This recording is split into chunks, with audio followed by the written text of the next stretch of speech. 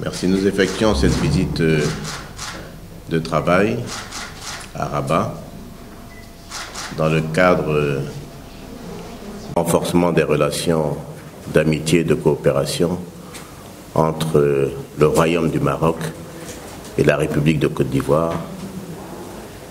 Je suis porteur d'un message verbal du président Alassane Ouattara à Sa Majesté Mohamed VI, que j'ai transmis au ministre des Affaires étrangères, qui est un message bien sûr de fraternité, d'amitié, de haute estime et même d'affection. Le président de la République a réitéré toute sa disponibilité à faire en sorte que le Maroc, suite à son retour dans la famille africaine, prenne toute sa place sur le continent et soit présente de plus en plus dans nos pays, comme l'exemple de notre relation bilatérale le montre bien.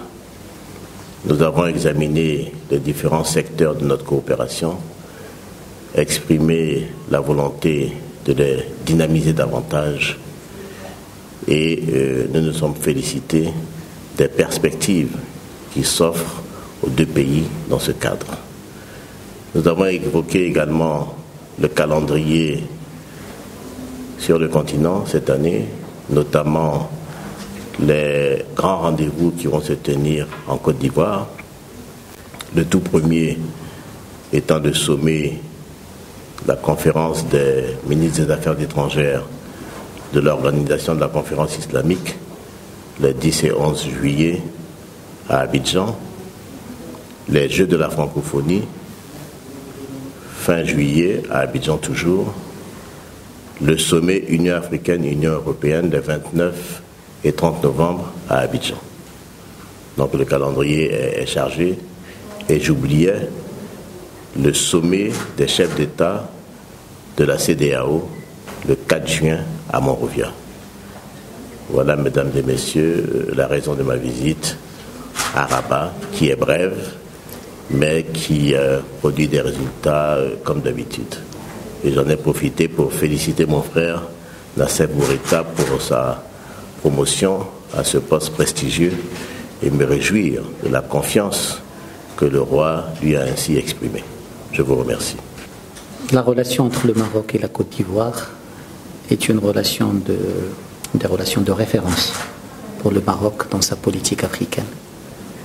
Que ce soit en termes de nombre de visites de haut niveau échangées, il y a 4 visites royales à Abidjan et 3 visites de son Excellence le Président Ouattara au Maroc.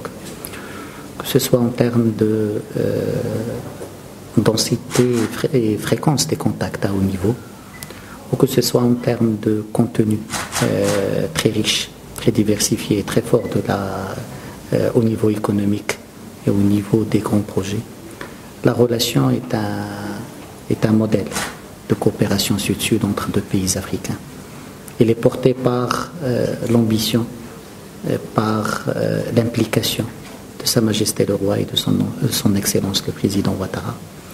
Et c'est des contacts pareils entre les deux ministres des Affaires étrangères sont l'occasion de faire le suivi de ce qui a été réalisé lors de ces différentes visites au haut niveau, mais également de préparer les échéances à venir. Mon collègue a cité un certain nombre d'échéances importantes au niveau du continent, mais également, je pense que c'est l'occasion pour réitérer les positions constantes des deux pays par rapport aux questions fondamentales pour la Côte d'Ivoire et pour le Royaume du Maroc. C'est l'occasion pour moi pour confirmer le soutien du Maroc à la candidature de la Côte d'Ivoire pour un siège de membre non permanent au Conseil de sécurité.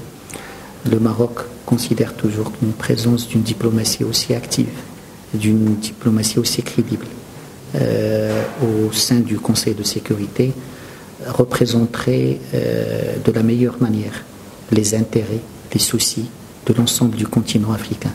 Donc le Maroc, spontanément, automatiquement, apporte un soutien fort à cette candidature. Nous avons également discuté on va continuer cette discussion, des questions régionales et internationales.